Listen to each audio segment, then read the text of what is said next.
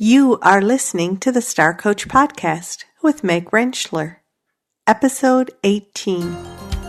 Welcome to Star Coaches, the show for professional coaches that brings you coaching strategies, tools, and resources.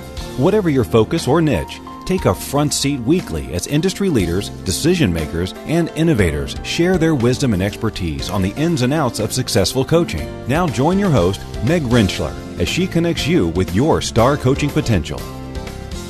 Hello, Star Coaches. This is your host, Meg Rentschler. Welcome to the show. I missed you last week. I apologize that we missed a week of shows. Truly, my voice was not in a place of being able to even record an intro. I had to cancel some interviews or reschedule some interviews. So thanks for hanging in there with me. I hope you were able to catch up maybe on some episodes that you've missed. And we are ready to roll. We are back in the saddle again. This week, we are going to focus on one of those areas that is so very important and at the same time, perhaps not the thing that you're immediately drawn to. I know from being a coach myself and working with coaches over the years that we love to coach. We love to get out there and bring value to our clients, connect with our clients, help them achieve the goals that they want to achieve in life. However, for those of us who are coaching in our own businesses, who want to bring our coaching forward not through a company, but through our own personal businesses, we also need to be paying attention to the business side of business.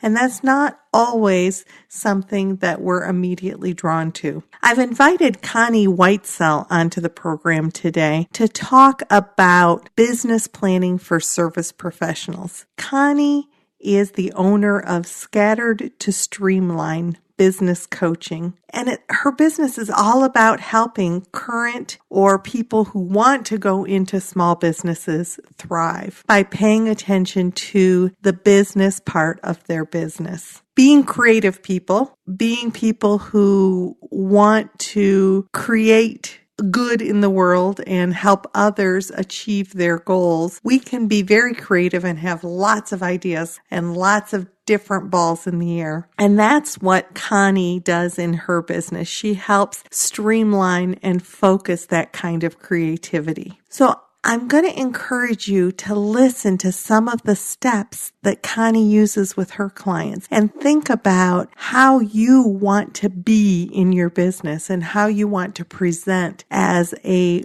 business owner so that you are then able to be the very best you can be as a coach. We are many-faceted human beings, and it is very difficult to be the best you can be as a coach if you're struggling with the foundational aspects of your business. So let's listen to our interview with Connie Whitesell as she shares some fundamental pieces of establishing a business plan as a service professional.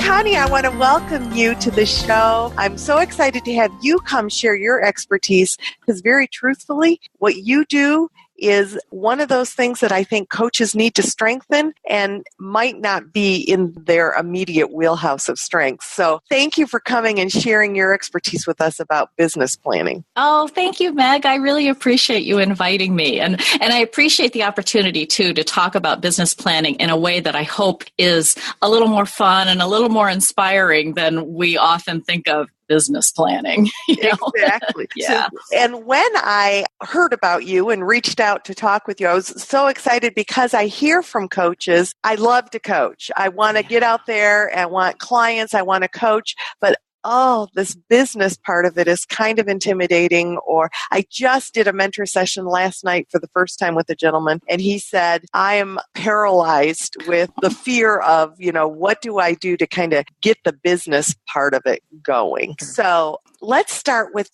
can you share a little bit about your business and what you do, what brought you into that? Oh, happy to. I've actually been small business owner myself for about 17 years now. I started up an HR consulting business with a partner back in 2000 and really enjoyed both the business part of it and the work itself. And what I found was happening, though, is I kept thinking about other businesses I wanted to start, and I draft business plans for them. And what I realized was that I actually enjoyed the planning more than I did the starting up the other businesses.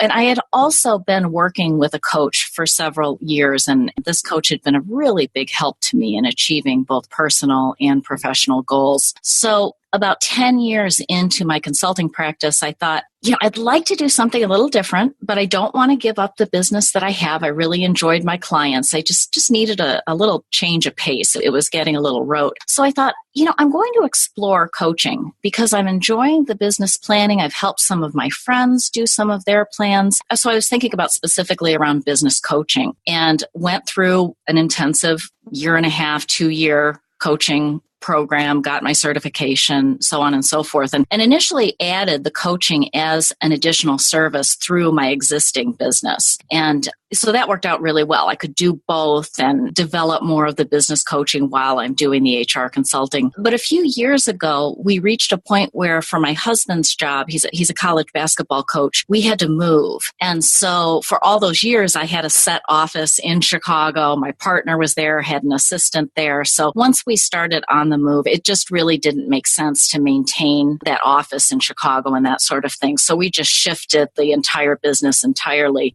I bought my partner out for just one contract that was left and then developed more of the coaching business because that was so much more of a portable business for me. And in the last 5 years, I've lived in 5 homes in 3 different states. So I'm very grateful for having made that shift. So right now I'm in a position where I've got one more contract left with the HR consulting that I'm phasing out this year so that I can focus entirely on this coaching practice. So when you coach around helping business owners create their plan, what do you find to be special about service providers or specifically coaches if you work with coaches to help them create a vision, a plan?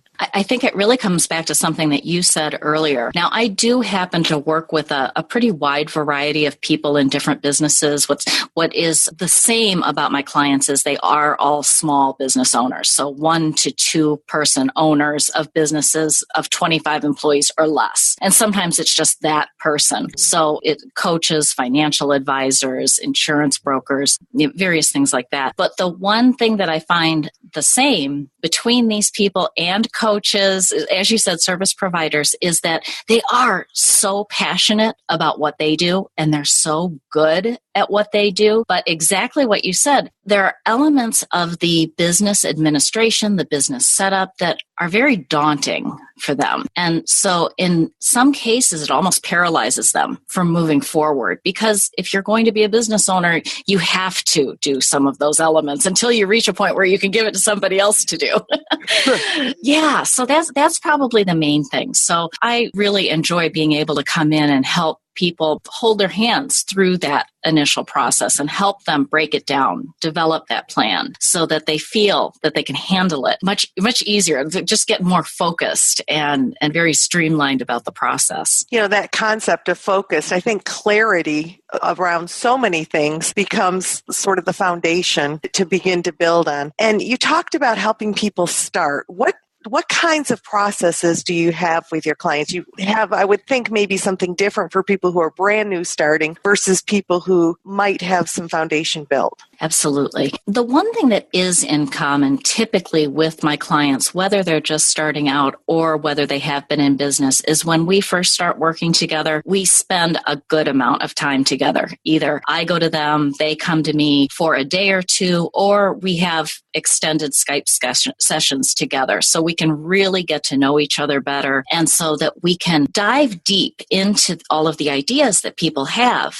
My business name is Scattered to Streamline Business Coaching. That's exactly, it comes from what I do, right? You walk in with someone who is either starting a business or wanting to grow their business, and they've got all of these brilliant ideas, but sometimes it's dozens and hundreds of ideas. They're scattered all over the place. And so we work together. We get to know each other. We get to get all of those ideas out so that we can start prioritizing and putting together action plans and that sort of thing. So the process itself is pretty intensive to begin with. From there, the plans that we develop are different. So if a person is just starting up their practice, we typically do a more extensive, full-blown business plan. And that could be different too, depending upon their objectives. If they're thinking about bringing in partners or corporate sponsors or going to a bank for funding, something like that. That's a pretty technical business plan. It's pretty comprehensive. So there's that. And then others just want to get it's for them. They want to get all of those ideas together. They want to know, they just want to be very focused, very clear, and have all of the action steps broken down. So those are the two types of full-blown business plans. And then when somebody's been in business for a while, we focus a little more on 4 key areas within the business. And we do that with the overall business plan as well. There's just a lot more to that, the competitive analysis, the more deeper financial analysis, that sort of thing. But the 1-year strategic plan that I work on with existing businesses is more targeted toward 4 different areas of the business and really getting them clear on what they'd like to achieve in the next year and then develop those action steps for how they'll do that. How willing would you be to kind of walk us through what that process would look like? Happy to. Actually, I should say also that one thing that I hope, and I feel my clients have suggested make my work a bit unique, is that in addition to the traditional business planning elements, I also add in some, what would you say, more inspirational elements. And then some good business sense elements as well. But for people who are open to it, the inspirational elements can really help a lot. And okay, so what I mean by those different areas. What's an example of that? Yeah. So the practical elements, the 4 areas that I typically break down the strategic plan into are, number 1, products and services. So getting really clear on what you're offering, how it's packaged, how it's priced, that sort of thing. Number 2, your operations. What do you need to have in place or put in place as a foundation for your business? The 3rd is marketing and sales, of course. And the 4th is their plan for their finances. A lot of people kind of shy away from that, but that's something that's, again, so important for a business. So we'll go through those financial goals as well. So those are the 4 practical business elements. And then for people who are open to it, I very strongly suggest, as we're going through these areas and developing these goals, that people also come up with affirmations for these goals. Take time to visualize, put themselves in the place of having achieved those goals and really feel it and just enjoy that vision of being where they want to be and incorporating meditative practices to that. Whether it's, I personally prefer moving meditations. I do a lot of hiking, get a lot of great business ideas while I'm out on the trails, or guided, or whatever works for that individual person. So we talk about those kinds of tools that can help people along with applying those 4 areas. And then in addition, we go beyond the plan as well, because of course, and there are people who can just, and I used to be one of these people who would just plan and plan and plan and then never do anything. Make the plan, stick it in a drawer. Yeah, this looks great. But so key thing, taking action, right? So we make sure that we have a detailed action plan with time frames in there. So it's very clear what needs to be met. Talking about accountability, making sure that there's that part involved with the business. I think that's very important. And then as I just mentioned, the plan needs to be fluid. So there's just regular plan review and revision, because you never know what opportunities are going to come up or what challenges might happen. And so the plan itself needs to be flexible. And when you are able to help your clients gain this kind of clarity, put together a roadmap, a plan and I love the whole person aspect of it, the fact that we are far more than just a plan on paper. The feelings have to be connected, and the whole spiritual aspect as well. How do you find that when you're able to help your clients get this clarity, that it changes things for them? What it is, I'm sorry, my dog has just decided to join me here. Hello. I know, you want to join the conversation? What I see right away, really at the end of these intensive sessions, is just this look of relief, a sigh of relief, like, okay, I can handle this. It's not as daunting as I thought it was. So it's gaining that confidence. And just from knowing what they need to do month to month, quarter to quarter, even week to week, there's something about that just lets you just relax and say, okay, I got this. That month to month, week to knowing what to do must be so empowering. It is. Knowing that, okay, I have this plan set, and it's not waking up in the morning and thinking, what do I do today to get closer? It's the plan is there. Absolutely. Having clarity and setting a plan, huge to help begin to take action. Any other common obstacles that you see that people need to get out of their way? Yes. We also spend time, and sometimes this comes under the discussion when we're talking about operations. It's more of a self-management element to it, especially for people who are on their own. And we talk about those habits and techniques that can support them as they are incorporating the plan. Things like developing a block schedule so that you are sure to make time for all of the things that you need to do in your business, because we tend to fall back into habits of doing what we most like to do and putting off the others. So things like the block scheduling really can help with that. A lot of time management type analysis, and especially too for people, a lot of my clients are working in a job full time and they're developing their business on the side, and some have families. Time is a really big issue. So time is our biggest resource. Lack of resource at times. Yeah.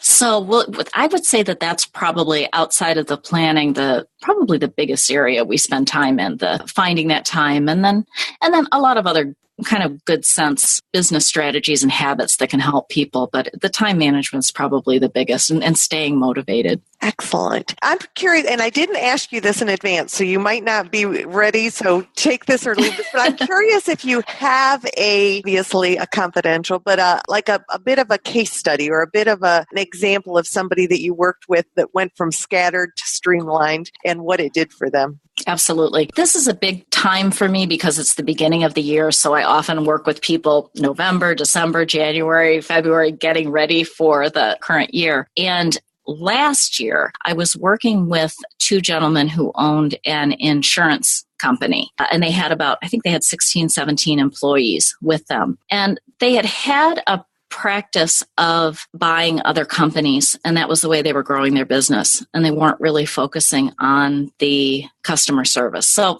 we met together, we developed their plan for the next year around that, and what we shortly thereafter found out was that wasn't their biggest issue. Their biggest issue was that their employees, they weren't fitting the roles they were in. They were very inefficiently using the employees. So once that became obvious, after a few weeks, we kept diving into this, and like, something's wrong here, and we figured out what that was, changed the strategy entirely, and it went more to a more employee-based focus. And then after they got all of those elements in place, then they could shift over and go into more of the business development. So, that's an example, I think, of how you can go in, you can do the planning, but it needs to be fluid. Things come up, things change. And that as we begin to address things and look at things, we are able to get clearer about where is the missing piece here, what is really happening, and just for our clients, also for us as coaches, sometimes our clients think they know where the issue is, and it's not until we start to work with them and really understand that the light comes on.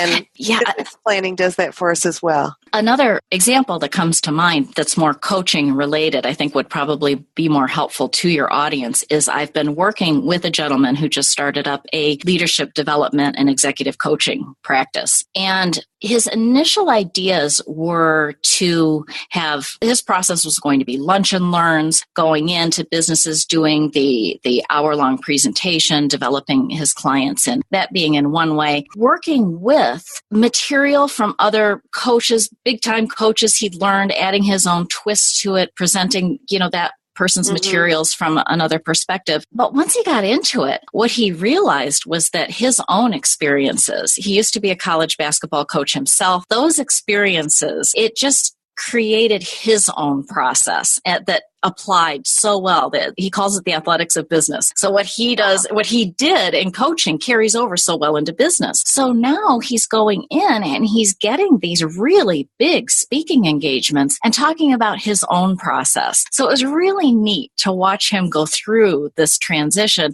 and see it be so successful right away. That is a really inspiring story. And, I know I sound like a broken record, but that clarity again and being able to get the scatter out of the way and get focused, then we're able, and his confidence increased. Exactly. And beautiful to watch. Sure, these other people have great ideas, but I've got great ideas too. And it really took off for him. That is an awesome story. Thank you for sharing that. Oh, you're welcome. So you take your process and you work with your clients to gain clarity. If somebody was just starting out and saying, okay, maybe someday I'll work with a business planning coach, but what can I do just right now? What would be the first thing that I should look at just to get my stuff together? What would you recommend would be the first thing that they would look at? Well, I'm looking at this from two different perspectives. One is, and I think we talked about this before. We haven't talked about this recently, but I'll have my ebook available for your audience if that's all right. Yeah. So okay. We will have Connie's ebook available on our resource page and available for free download. Exactly. Yeah, that's my 5-step prosperity plan guide. And that outlines the practical aspects of the business plan, those 4 areas that I talked about. So you can sit down with this ebook. It starts out actually with the vision, the visualizing how you want your business to be a year from now. So that's a fun process. And then breaking down how you'll get there through those other categories, products and services, operations, marketing and sales, and finances. So that book can walk someone through the process, and you can get a lot done with that. So I guess that's my first practical suggestion. Awesome one, and thank you for that resource for us. Thank you. Yeah, my pleasure. And if you didn't have that resource, to me, it always begins with the mission of your business and the vision, getting very clear on what your values are, what your business, who you're going to serve, how you're going to do it in a unique way, and then taking that time to sit back and visualize what you want your business to look like down the road. It's a fun exercise, and it also helps with the clarity of how you're going to do that. It does. And for anybody who's thinking, well, that's just foo-foo, visualizing it, and there's way too much resource to support that, to think that it's foo-foo. The reality is when we get vision and I don't think that this audience of coaches would think that that's foo-foo anyway, because what do we help our clients do continually? Get clarity, get vision, and that's what helps them get to where they need to be, and that's what's going to help us get to where we need to be. Yeah. So, Connie, thank you. Thank you so much for your incredible wisdom, for your willingness to share your resource with us, your ebook, and we will make that available to everyone. And just have a fabulous day. Oh, thank you. It's been such a pleasure. I appreciate it, Meg. It was wonderful to have Connie on the show and to have her share her expertise. Thank goodness that there are so many different people in the world with different strengths so that we can all kind of come together and bring the best out of all of us. Thank you also to Connie for sharing her 5-step prosperity plan with all of us. If you want to access that free resource, visit starcoachshow.com and go to the resource page where you can download Connie's 5-step prosperity plan and begin to get a sense of what you need to establish for a solid business plan for your company. When you're at starcoachshow.com, be sure to sign up for the book giveaway so that you're in our ongoing drawing for books that our guests are offering and other books that'll be available. You don't want to miss that. Check out resources, past episodes, get free downloads. Lots of good stuff at starcoachshow.com, so be sure to visit our site. If you're getting value from the show, I would so appreciate a rate and review on iTunes.